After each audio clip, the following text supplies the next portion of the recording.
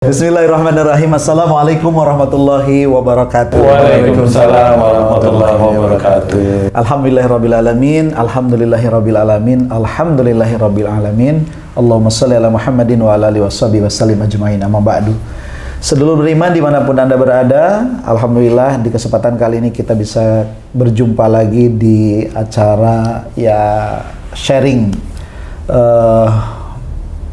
nasihat kebaikan yang mudah-mudahan sharing ini bisa membawa manfaat, meningkatkan kita takwa kepada Allah Subhanahu wa taala. Amin. Dan kali ini pun masih tetap tentunya bersama guru kita tercinta yang selalu dirahmati Allah Subhanahu wa taala, Ustaz Danu. Assalamualaikum Ustaz. Waalaikumsalam warahmatullahi wabarakatuh. Sehat Ustaz ya? Alhamdulillah. Ustaz, banyak sekali netizen atau para pemirsa itu menyampaikan salam buat Ustaz. Waalaikumsalam. Ya, tolong sampaikan. Saya selalu lupa tuh. Padahal itu hutang buat saya tuh.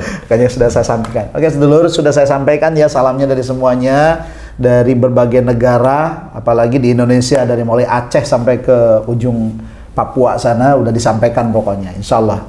Kemudian di sebelah kanan saya ada biasa Pak Tung ya. Waalaikumsalam Pak Tung. Waalaikumsalam. Keduluan lagi.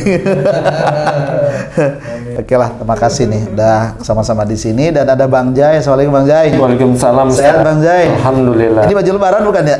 Iya, baju lebaran. Baju lebaran ya. Alhamdulillah. Nah, alhamdulillah nih kan lebaran sudah lewat nih. Oke, tetapi ini ada masalah nih. Kenapa sih setiap pada lebaran itu orang banyak yang sakit?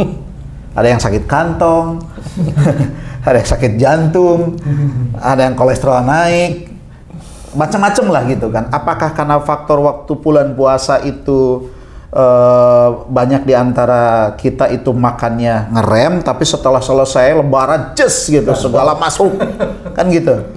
Nah ini kalau dilihat dari beberapa riwayat kan Rasulullah itu sebenarnya menyampaikan bahwa makanlah ketika engkau lapar, berhentilah sebelum kenyang.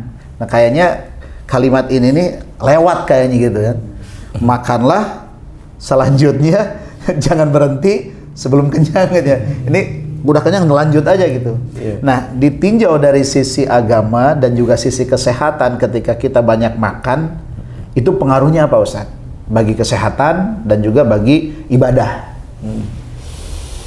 Ya, terima kasih Ustaz. Bismillahirrahmanirrahim. Assalamualaikum warahmatullahi wabarakatuh. Waalaikumsalam warahmatullahi wabarakatuh. Alhamdulillah. Jadi memang manusia itu kan cara makan itu kan diukur ya Ustaz ya. Ya. Makan itu sebenarnya kalau saya pernah mengalami makan itu agak over. Over itu bukan terus over terus, enggak ya. Over makan. Kemudian saya pikirin, kenapa saya over makan? Kemudian saya juga makan itu saya takar. Saya takar itu momennya makan saya hanya banyak sayur. Nasi sedikit aja tapi banyak sayur. Baik. Protein diambil dari telur momennya. Ya sesekali ayam lah, sesekali itu ya. Kadang 2 minggu sekali tapi ya sedikit, nggak terlalu banyak. Nah, pada saat seseorang itu melakukan kayak berpuasa, kayak kemarin kita berpuasa, itu kan makan diatur ya, nggak bisa banyak. Betul. Jadi sahur ya sebegitu, kemudian buka, nah buka inilah yang bahaya itu dibuka ini biasanya. Iya, nafsu. Nafsu. Jadi karena seharian itu kayaknya nggak makan itu lihat apa namanya? Kolak atau pameran makanan atau pameran takjil itu. Parade Makanan atau parade takjil itu ngiler, otaknya yang ngiler. Nah, itu sebenarnya juga nafsu juga Ustaz. Ya, saya nggak bisa menyalahkan, tetapi ayo belajar. Kan gitu ya, ayo belajar. Itu nafsu. Kalau mamanya, kalau di rumah biasanya selain makanan utama, biasanya saya anak-anak saya, Viko itu saya suruh bikin Om Ali. Om Ali? Om Ali yang memang betul-betul enak menurut lidah saya. Sebentar dulu Ustaz. Ini ada yang tahu nggak Om Ali itu apa coba? Ini nanti di bawahnya ya, Bang Jai, apa itu Om Ali ya? Om Ali, intinya. Tapi saya mau cerita, iya, boleh. Jadi gini, Om Ali itu kan roti yang dicampur dengan, kalau di Arab itu dicampur dengan susu. Kemudian ada kismis, kemudian ada kacang ada kacang almond. almond biasanya seperti itu. Nah, saya pada waktu kalau di Arab itu selalu nyoba Om Ali. Saya coba, saya rasain. Menurut saya kurang enak, menurut saya. Walaupun sebenarnya itu menurut orang teman-teman enak. Tapi menurut lidah saya kurang.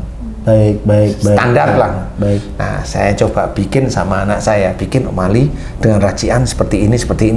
Nah, mana anak saya dipakailah makanan rahasia Om Ali itu. Jadi Om Ali itu yang enak menurut saya. Nah, itu rotinya disobein. Ya. Kemudian pakai kismis. Kemudian pakai ada susu, ada santan. Aduh, ngilernya. Oh, iya. Ada susu, ada santan. Nah, susunya ini susu yang biasa, yang krim biasa. Santannya ini pakai 2, susunya 1 takarannya. Nah, ini harus ada paham ya. Jadi pada saat saya nyoba Om Ali di Arab itu susu semua. Oke. Menurut saya ini kurang enak pasti. Nah, pakailah santan 1 atau 2, susunya 1. Ya. Di situ nanti pada saat dipanasin, almondnya itu yang dicelupin dulu almondnya, biar nih dia tidak, kan banyak yang jual almond nih. Nah, dipakai. Di situ kemudian baru dimasukkan terakhir rotinya diaduk.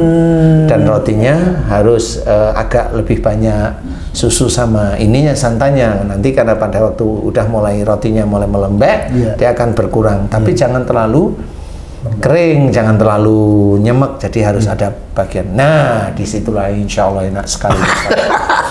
Dan itu makannya hanya cuma itu aja biasanya ya, selain makanan-makanan ringan. Tapi intinya kalau udah makan satu-satu, biasanya nggak ada pilihan, kecuali kalau ada tamu ya. Kalau ada tamu kan biasanya kita menghormati tamu sehingga boleh milih, silahkan. Kita nggak tahu suanya tamu.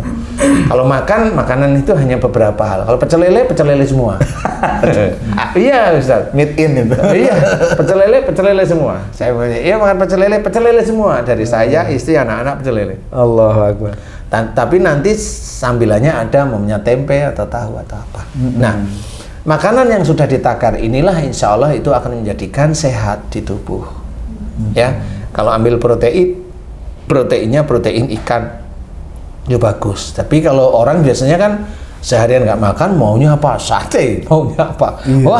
Waduh, sop konro ini belum muncul nih, nanti ada yang muncul. Sebentar lah. Pasti. Aduh ya Allah. Nah, makanan yang seperti itu harus kita takar. Tubuh kita makan itu sehari maksimum biasanya 3, kecuali kayak Tung ini, dia kan olahragawan nih, bisa aja makan itu sehari bisa 4-5 kali. Serius? Iya, kan perlu tenaga Ustaz. Oke. Nah, cuma harus ditakar 4-5 kali, bukan terus piring gila-gilaan, enggak. Intinya kalau lapar makan, kalau lapar makan seperti itu. Nah, kalau kita paling maksimum 3. Kalau saya rata-rata di 2 Ustaz. 2 ya? 2. Pagi menjelang siang sama siang menjelang sore. Oh, nanti malam sudah enggak ya? Sudah break ya? Ngemil biasa aja. Nah, disitulah kita harus belajar untuk tidak boros. Masalah keuangan. Kemudian masalah kesehatan juga. Kalau kita itu boros maunya, kayaknya belum makan ini. Setelah makan daging, nggak taunya pengen besoknya daging ya, kolesterol lah lama-lama. Paham ya? Iya. Nah, di sini yang harus kita kita jaga sehingga jangan sampai mubazir semuanya. Itu jangan sampai mubazir. Boleh membeli makanan, membantu saudara kita yang jualan takjil, boleh.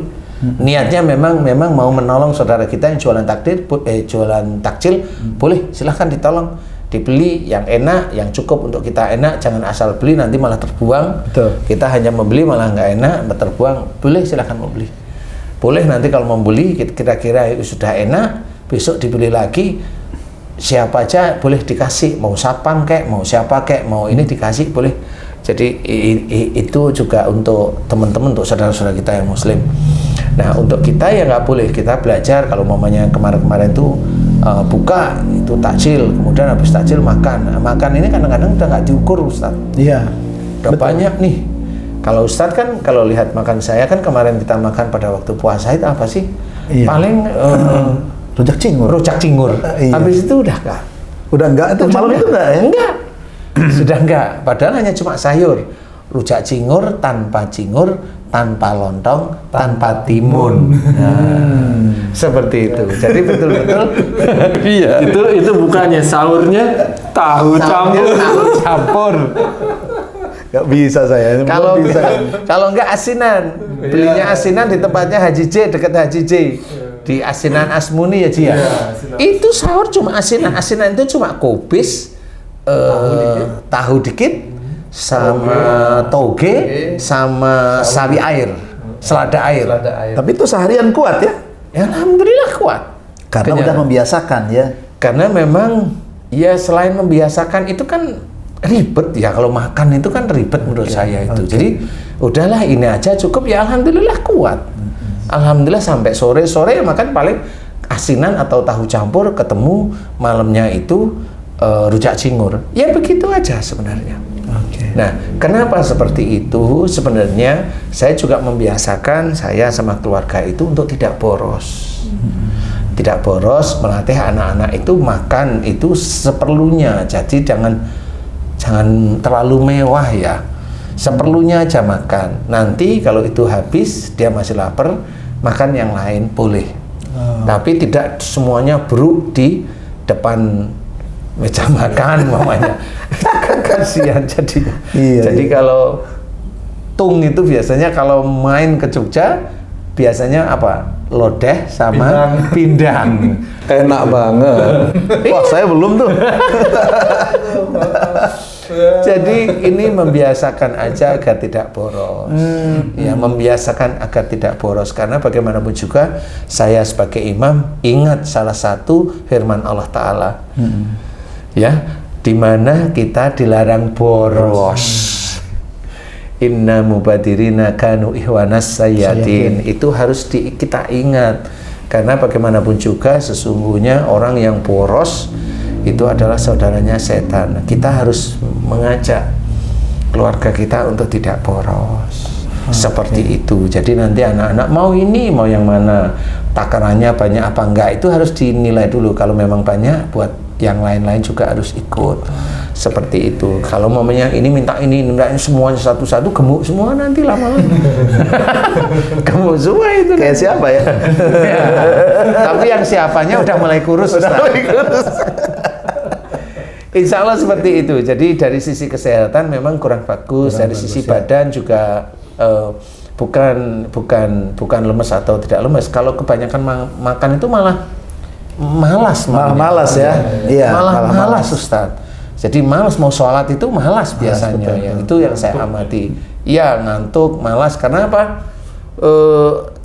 Tubuh itu dipergunakan untuk energinya untuk mengolah makanan yang ada di perut. Betul.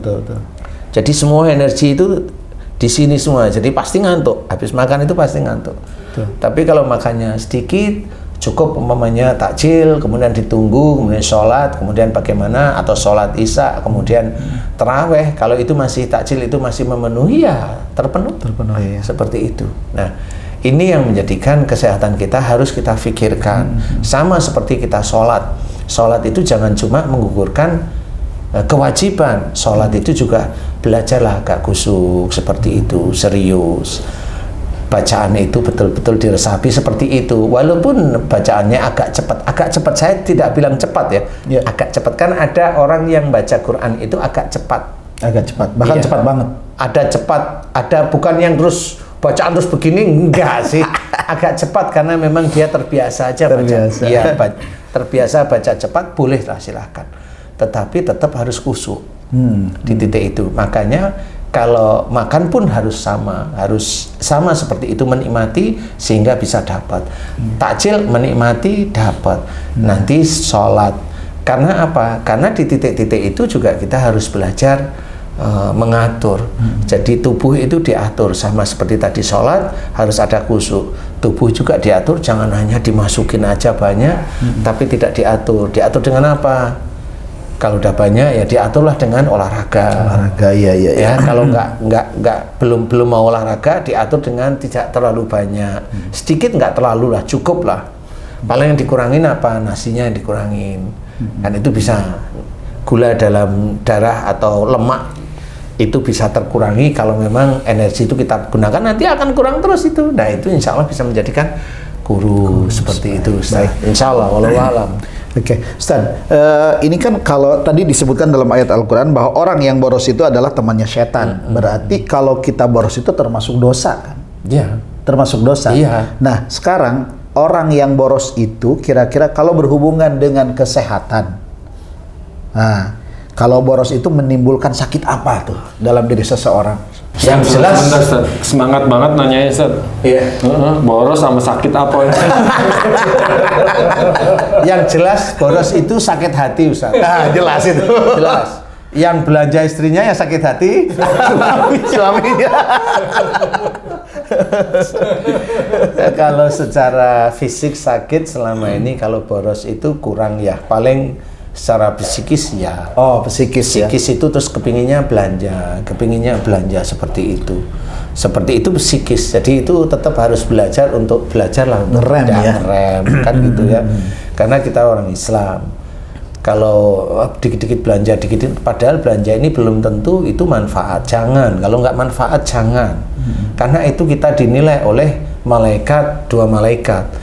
Kalau kita tidak boros, kita tertata rapi, insya Allah malaikat raqib yang akan mencatat. Tetapi kalau kita boros, ngawur, dikit-dikit belanja, atid yang nyatat, pasti itu. Makanya kita harus hati-hati. Boleh kalau memang itu dibutuhkan, boleh kalau itu diperlukan, silahkan. Yang penting jangan boros lah. Boros itu kan melebihi ya. Iya. Jangan terlalu boros itu maksudnya jangan sampai lah melebihi. Kecuali kalau memang itu butuh kita atau perlu, nah baru insya Allah tidak ada persoalan yang namanya belanja kita butuh, kita ada. Tapi jangan boros itu aja. Tapi kalau boros ibadah, boros sodako boleh ya? Boleh kalau itu boros. Boleh. Karena memang ada teman saya itu senang kalau dia itu memberikan sesuatu. Nah itu lucu jadi. Oh, jadi teman saya itu kalau ditanyain itu gimana kamu gitu kok sedekah terus-terusan. Jadi dia kalau ditanya, saya itu senang kalau memberikan sesuatu. Itu. Nah, itu senang sampean dia itu. oke. Gitu. Itulah jadi saya juga harus berpikir ini ada teman saya seperti ini yang senang Kenalin, memberikan Ustaz. sesuatu. Kenalin. Cuma satu ya. Dan memang Temannya betul. yang itu kan? Jadi sedekahnya itu bukan berarti sedekah dalam arti mohon maaf ya. Sedekah itu bukan yang maaf ya 5.000, 10.000. Enggak. Besar loh ya. Jutaan dia senang. Ratusan bahkan bisa. Bahkan ratusan. Makanya saya ini harus kita contoh yang seperti itu karena apa? Inilah yang disayang oleh Allah Ta'ala. Jadi dia senang kalau dia itu menolong saudaranya. Oke, sekarang begini. Ini ada orang bersodakoh nih, tapi niatnya itu supaya selamat. Ada tuh, ya kan? Banyak. Nah, itu tuh gimana tuh satu? Nggak boleh. Oke. Tidak boleh. Sedekah diajarkan oleh Allah, nggak cuma Rasul ini, Allah menyuruh dalam bersedekah itu lillahi ta'ala. Bukan karena yang lain. Bukan karena yang lain. Tapi di dalam satu hadis diceritakan bahwa sedekah itu bisa menghindarkan dari musibah. Benar itu. Kalau saya benar-benar. Tapi jangan dibalik lagi. Pada saat dia itu bersedekah maunya selamat. Oh jangan. Itu. Karena yang mengatur sedekahnya dia itu menjadikan dia terselamatkan dari suatu musibah. Karena kenapa? Pada saat dia belum sedekah, dia mau mendapatkan musibah. Umpamanya serempetan, umpamanya. Atau umpamanya dia mau sakit, umpamanya. Ini hanya umpama ya. Yang tahu hanya Allah. Pada saat dia itu ikhlas bersedekah, yang mau sakit diundur oleh Allah Ta'ala. Tidak pada waktu besok. Jadi karena dia sedekah sekarang ini, dia niatnya lillahi ta'ala, sakitnya diundur oleh Allah Ta'ala. Seperti itu. Makanya sedekahlah tetap, tapi niatnya satu, lillahi ta'ala. Karena nanti yang mengatur tidak mendapatkan musibah itu hanya Allah. Tapi kalau sudah sakit, ya sedekah itu boleh. Tetapi niatnya harus lurus, lillahi ta'ala. Seperti itu. Biar Allah nanti yang ngatur. Kalau kita sedekah biar nanti buang sial, enggak ada sedekah buang sial itu enggak. Sedekah itu ya lillahi ta'ala. Dari mana? Walaupun ada kalimat dari hadis tersebut, tetap kita tidak boleh, tetap harus lillahi ta'ala. Seperti itu. Oke. Nah, kalau sudah sakit, kembali ke jalan Allah. Sakitnya dari mana? Wa ma asabakum min musibatin fa bima kasabat aydikum. Apa saja musibah yang kau terima itu disebabkan dari buah tanganmu sendiri. Berarti sakit itu dari buah tangan. Buah tangan mana? Berarti dosa, bukan amal, bukan amal soleh kan? Nah, kalau dosa harus taubat. Sakitnya yang mana nih? Mamanya sakitnya perutnya gendut nih. Nah, harusnya tobatnya dalam hal jangan boros makan. Kan gitu nih. Kan begitu akhirnya. Akhirnya Allah mengabulkan. Termasuk mulai mengecil. Pakai baju ini udah berani nih. Jadi kalau memang sakit harus tobat. Dosanya di mana, titiknya di mana. Nah, disinilah baru tobatnya ini bisa diterima oleh Allah Ta'ala. Kalau sudah diterima, Allah baru mengabulkan, yaitu doanya agar diberi kesembuhan. Mudah-mudahan diberi sembuhan sama Allah Ta'ala. Tidak perlu mikirkan sedekahnya, tidak perlu. Biar aja itu. Biar aja, itu biar Allah yang nanti yang menilai.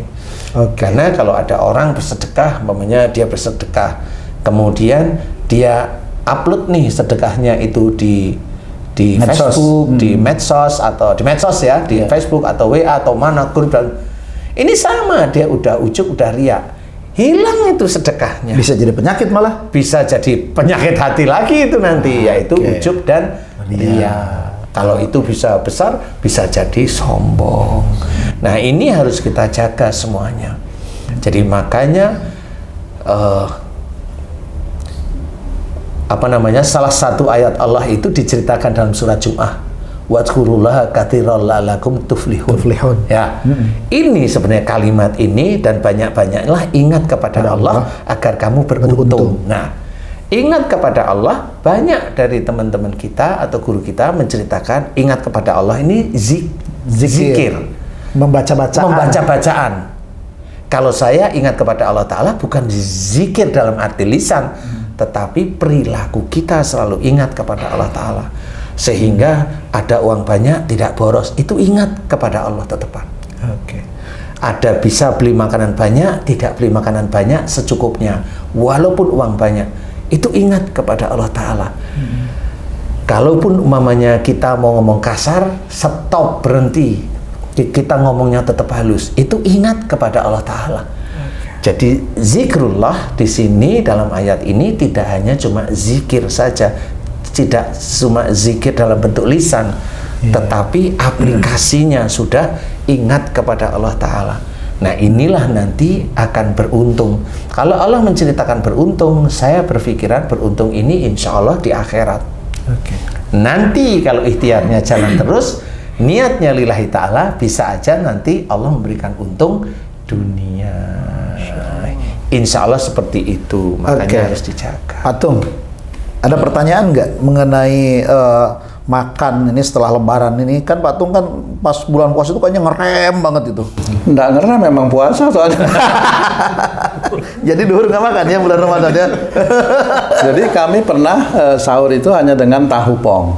Tahu pong. Tahu pong itu buatan Tahu kosong. tahu kosong. Daunnya. Ya, kosong nggak ada. Iya. Tahu pong Kayak aja itu. Sumedang gitu ya. 10 biji. Tadinya saya ragu itu. Saya tanya Pak Ustadz, gimana nih Pak Ustadz? Karena kan nggak pernah sahur dengan tahu pong. Tapi setelah Lebaran ini berubah nggak dari tahu pong jadi tahu isi sekarang? Tahun kemarin itu pasti pakai sate. Oh gitu. Itu sahur tahu pong tak coba, cuman dengan kecap, kuat tuh. Kuat ya. Sebenarnya, ini yang saya mau tanya Pak Ustadz. Sebenarnya makanan itu mempengaruhi tenaga atau tenaga itu bagaimana itu Pak Ustadz? Makanan itu mempengaruhi tenaga. Jadi gini, kalau kita itu makan nasi sama tahu pong nih, sebenarnya menjadi energi itu nanti nasinya. Tapi kalau mamanya kamu makan tahu pong tanpa nasi, tubuhmu normal, tapi kamu kurang bertenaga. Oh betul itu. Makanya tinggal memilih sebenarnya, kamu yang kamu kerjain itu apa. Kalau yang kamu kerjain itu manggul palu, mecah batu, nasinya dibanyain. Karena akan dipergunakan untuk menguras tenaga. Tapi kalau kamu badan itu bisa teratur, tahu itu protein, insya Allah tetap bisa mengisi tubuh. Walaupun secara fisik tubuhmu mulai menyusut, ya, karena makan tidak terlalu banyak. Over ya, Tidak terlalu over. Mengecil nggak ada masalah. Wong perut ringan, Iya, tuh. enteng sebenarnya. Apa yang mau dikerjain? Wong kita juga tidak diizinkan oleh Allah Ta'ala memecah batu, enggak. Tidak ngangkut barang-barang ini, enggak. Nah, ini harus kita porsinya kita kita takar lah istilahnya, disesuaikan dengan keadaan sehari-hari. Makanya kalau memang walaupun makan tahu pong, Bisa kuat ya. Kuat. Berarti sekarang udah dilanjut nih. Setelah lebaran yang sekarang ini berarti dilanjut ya. Berarti tiap hari makan pong terus. Itu kan yang baik, itu harus kita lanjutkan. Kita tinggal yang buruk. Berarti besok saya kalau patung saya ngelihat di depannya ada nasi, saya tarik itu nasi. Cuman kadang-kadang kangen sama nasi juga. Ini kalimatnya. Boleh saya Iya, karena dengan nasi itu nanti ada tenaga istilahnya, karena yang dipergunakan adalah gula yang ada pada nasi tersebut. Cuma kalau kelebihan ya jangan, ditakar aja lah nasinya seberapa, insya Allah itu akan menjadi tenaga kita. Kurang lebih seperti itu ya, karena saya bukan ahli gizi, tapi saya mengamati tubuh saya merasakan. Tapi guru kita Pak Ustadz Danu itu bukan baru kemarin sebulan lalu, bukan. Udah puluhan tahun begitu ya. Makanya saya juga bingung, makanannya cuma seperti itu, tapi tubuh tetap terjaga. Terus nutrisi 4 sehat 5 sempurna itu kan nggak masuk di situ. Oh, saya tahu. 4 sehat 5 sempurnanya di Bang Zai. Jadi kalau mau makan dekat Ustadz Danu, dagingnya kasih ke saya. Ustadz kuahnya aja. Iya, Ustaz. Gitu. Kalau memang makan sama Haji J itu, ya dia kan makan rawon nih. Iya. Saya itu kalau udah selesai, saya cuma ambil kuahnya tok, 1, 2, 3 selesai sudah. Jadi kepingin rawon itu hanya kuahnya aja udah cukup kalau saya. Masya Allah. Nah, dagingnya buat beliau. 4 sehat 5 sempurna di sana ya. 4 sehat 5 ngabisin. Benar itu Ustaz. Jadi teori nutrisi itu kayaknya nggak masuk itu di Pak Ustadz. Nggak, jadi begini, kalau begitu kan pertanyaannya sekarang Bang Jai selama di sini berarti naik kiloannya. Naik kiloannya. Tapi dia kurus. Gimana Bang Jai? Coba mengenai apa namanya boros, sifat boros itu mungkin ada yang ditanya. Iya Ustadz, ini sepertinya seingat saya hadis Nabi, tidak masuk surga seseorang yang apabila tidur dalam perut kenyang sementara tetangganya kelaparan. Cakep banget tuh. Nah, itu sejalan nggak dengan apa yang kita bicarakan ini, Ustaz? Kalau itu masalahnya dengan sedekah. Masalahnya dengan sedekah, kita disuruh, diminta oleh Rasul itu untuk melihat sekeliling kita, istilahnya. Jadi kalaupun kita mau makan, kita ajak seperti itu. Kalau kita mau makan, kita ajak. Itu cara-cara Rasul seperti itu. Cuma kalau perut kenyang, kemudian tetangga kita itu kelaparan, itu sedekah. Sedekah. Dan memang itu tidak bisa, makanya disuruhlah orang itu bersedekah. Apalagi lihat orang yang miskin istilahnya, itu kan sebenarnya sama seperti orang yang miskin, itu hubungannya insya Allah dengan sedekah. Tidak hanya cuma dengan makan, tapi sedekah yang paling ringan, makan itu boleh.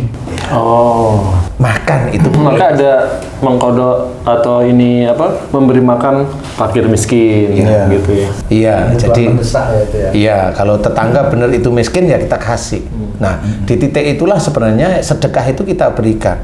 Yang penting itu bukan cuma masalah besarnya sedekah, tapi continue, apa namanya itu, istiqomah, ya. Continue-nya itu terus. Ini yang akan menjadikan itu menjadi nyaman di dalam hati itu. Makanya kalau tadi saya cerita, teman saya itu paling seneng kalau dia itu dimintain tolong, dan dia tahu, teman saya tahu bahwa yang minta tolong itu betul-betul membutuhkan, jadi seneng, ya dibantu, dan tanpa tedeng aling-aling ya dibantu, karena ya begitulah cara kita bisa meniru, belajar dari orang yang taat barangkali seperti itu ya, barangkali seperti itu ya. Di luar namanya sholatnya juga tertib, semuanya tertib. Aduh, nah ini sedekahnya harus kita tiru. Walaupun umpamanya kita sedekah belum seperti kayak umpamanya teman saya tersebut, bolehlah. Tetapi continue, istiqomah, dan belajar ikhlas terus menerus. Kadang-kadang nanti ada orang yang diberi sedekah menolak, omongan kasar, nggak usah nggak usah terlalu dipedulikan. Ya sudah, nggak apa-apa. Terlalu direspon ya. Iya, nggak usah terlalu direspon. Ada sih, walaupun jarang sekali, tapi ada. Mudah-mudahan itu bisa menjadi gambaran bahwa itu memang betul. Kalau memang kondisinya malam, mamanya ada tetangga yang memang jelas miskin.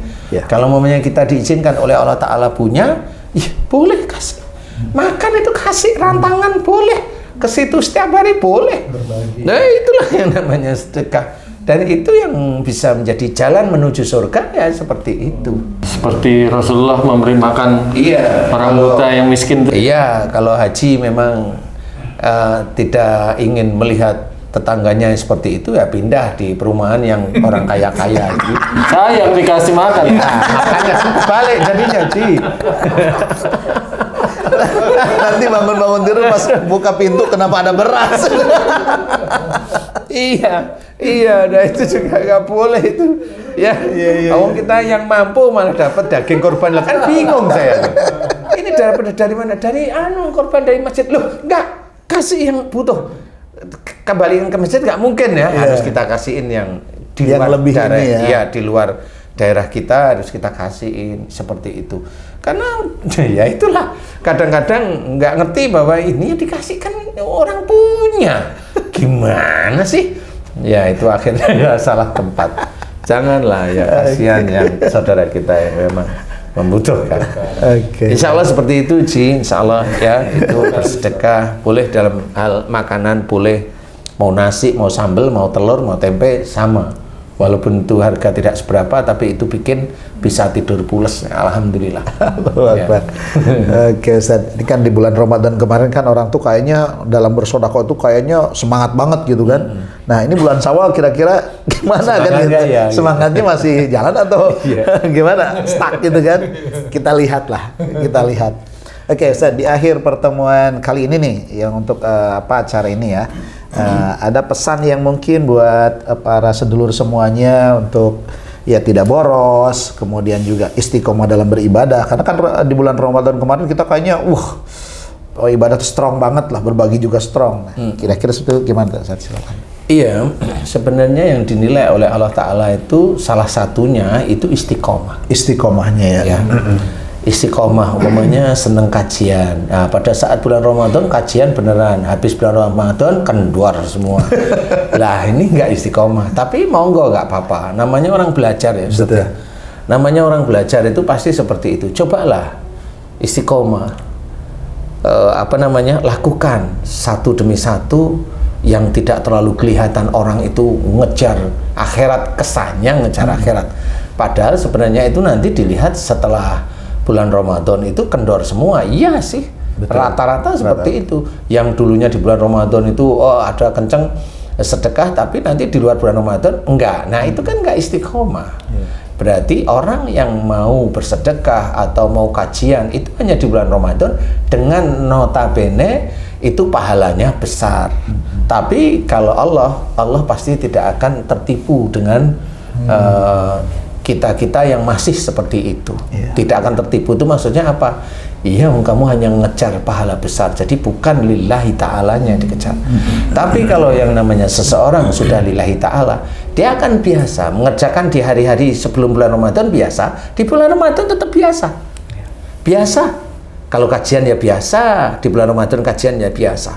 Sama sholat, sama biasa, sedekah sama. Di bulan biasa dia sedekahnya ya begitu, di bulan Ramadan juga seperti itu.